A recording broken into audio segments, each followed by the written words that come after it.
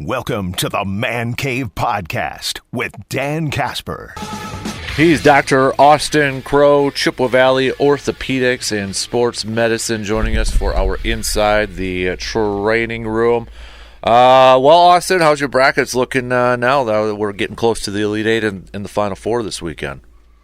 Yeah, I didn't have Clemson going. Yeah, but, Alabama and Clemson. Yeah, that's why we love this time of year, right?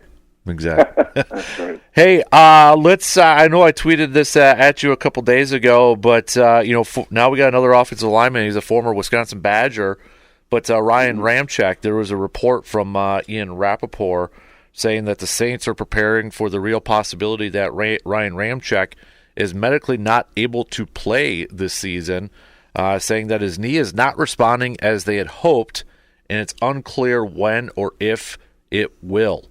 Does it sound like almost similar to maybe David Bakhtiari, do you think, and maybe some cartilage issues with Ryan Ramczyk's knee? Yeah, I mean, I think it sounds exactly like that. If you look at the picture, they did kind of a, quote, cleanup scope is all they released. So they didn't say that. Generally, that means maybe a little meniscal cleanup.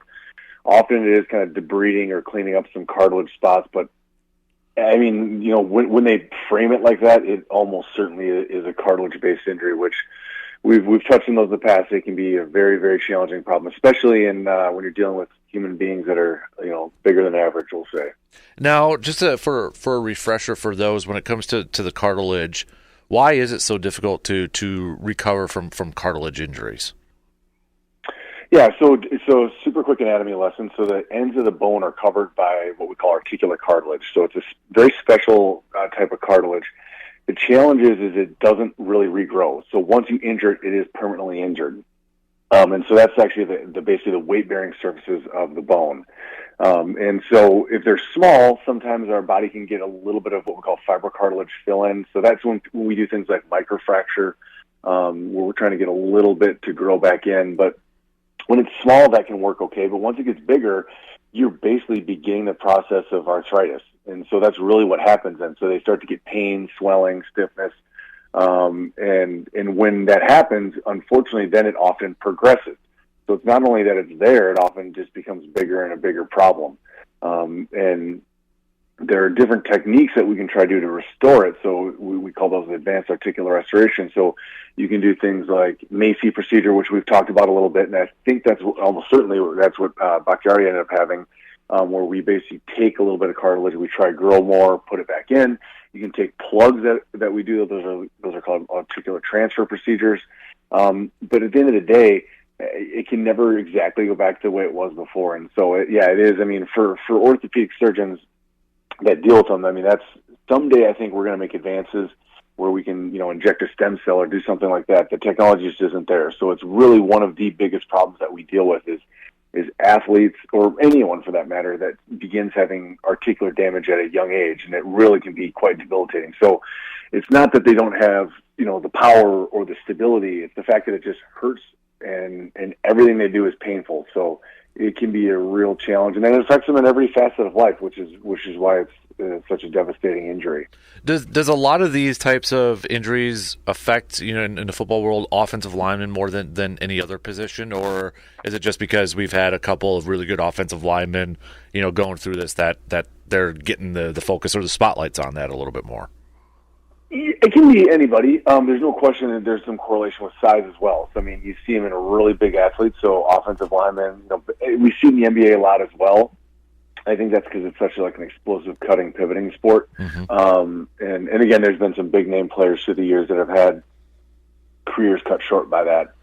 So it can happen to anybody, but certainly in bigger people, it is just there's more stress on the joint, so they're more prone to have that injury. I'm moving on to staying with football. I don't know if you saw this picture, Jaden Daniels, with Brandon, who's sitting across from me, he's kind of chuckling now, but Ian Rappaport had posted a picture again of Jaden Daniels throwing, and he didn't realize it, but it looks like his throwing elbow, it reminds me of when we were younger and we had Ninja Turtle toys or G.I. Joe toys, and you'd bend the arm and the elbow would look weird and something like that. I mean, it looks really gruesome, and people are wondering what's going on with his elbow. And I saw some people saying, could it be, I'm going to mispronounce it, bursitis?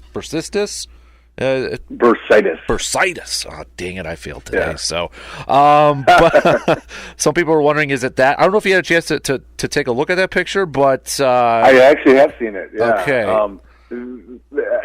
I think there's got to be some kind of photo error, somehow. I don't know, because it doesn't look anatomically possible. I mean, you can get like a bursitis on the elbow. So basically what that is, let's talk about bursitis real quickly. So bursa is basically this thin, filmy tissue that we have in our body. We have them in a number of different places. Basically, it allows basically a lubrication layer to allow things to slide past each other. So we have it in areas where skin has to slide or tendons have to slide, and one of the places is the back of the elbow.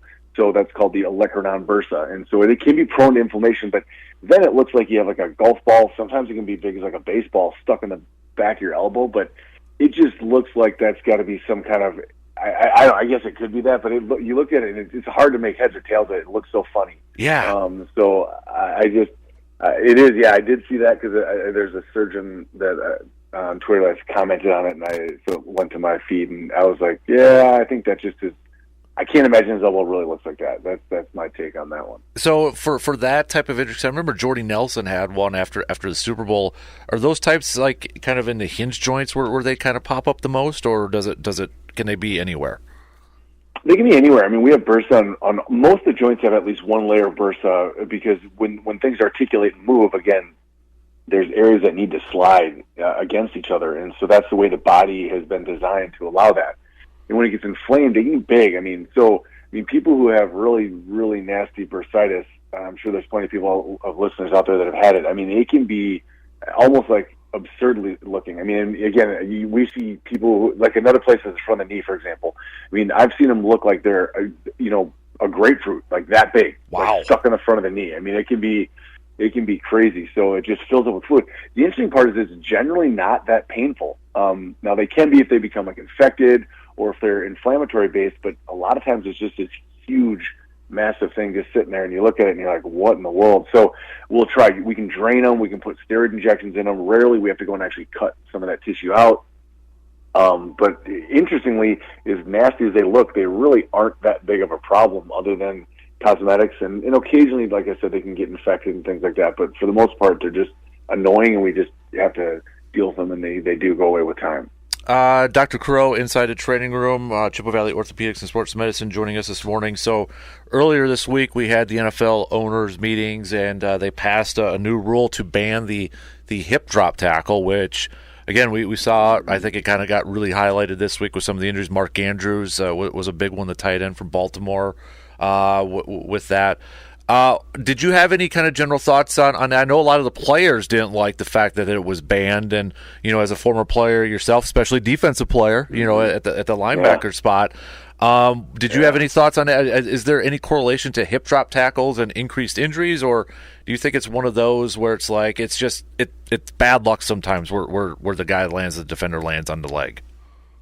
Yeah, I mean it's a challenging one. I mean, I think when you see a couple images of it, I mean, when they happen, they're gruesome, right? So just a quick lesson on hip drop. Obviously, that's where the tackler comes in, grabs usually around the waist, and then they drop their body down, and they're basically trying to drag the athlete down. The problem is as their momentum carries them in, they'll usually roll into the leg, and if they land against a planted foot, that puts a huge amount of stress across the ankle, and then bang, you have like a Mark Andrews ankle fracture. It happened to a couple players this year. So yes, it can happen. Yes, it can be pretty gruesome to watch.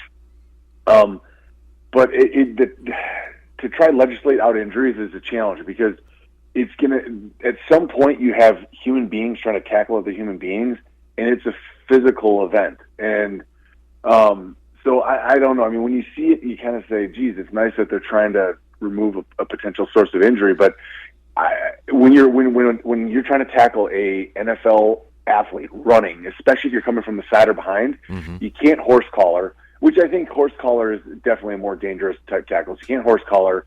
Now you can't really grab them by the waist. I mean, I guess you have to kind of try to shoot their legs out.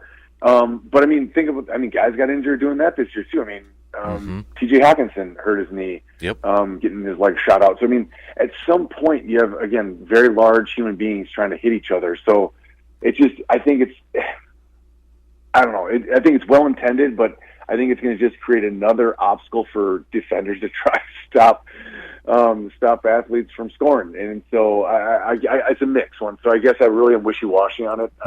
Again, I understand why they do it, but I do think it's just, you just can't legislate away injuries. And so to me, that's going to be, I think there are probably going to be some unintended consequences, that it's going to create a different kind of tackle that, again, someone's going to start getting their knees and ankles hurt from people kind of, again, going low on them. And then maybe then all of a sudden we have a new injury to deal with. So I don't know. We'll see how it plays out, but that one may or may not stick around. We'll see. That's what I was kind of wondering, like, do we get to the point where then you become, that age-old question, like if you think too much or something like that, that's when you really get hurt, when you hear comments like that. And I don't know if that's going to be the case, defender-wise. You're kind of like, now you're running out of options or ways to almost do your job. And then if you can't do your job, then you kind of lose your job, it seems like. Yeah, I mean, it's going to be interesting. I mean, again, when they're in that position where they're tackling, I mean, they're just going to – it's going to put them in a tough spot, that's for sure. And so we'll see. I mean, it's – again, anything we can do to prevent injuries, I'm all for. But at some point, unless we turn it into touch football or flag football, I mean, there's going to be, again, these 200 and some pound guys running full speed trying to take each other out. There's going to be some inherent danger to that, and you just can't make that go away. But again, we'll see. It'll be interesting. Yeah. To wrap it up here, I know I asked you about him a little bit ago because Hudson wanted to know about Julius Randle and Joel Embiid and that, but it sounds like Joel Embiid is going to be back before the playoffs start. So you're talking about a 7-week timeline since having lateral surgery on his lateral meniscus in his left knee. Is that a normal, typical timeline of recovery? And is there any concern about him going out there and maybe playing 30, 35 minutes right away?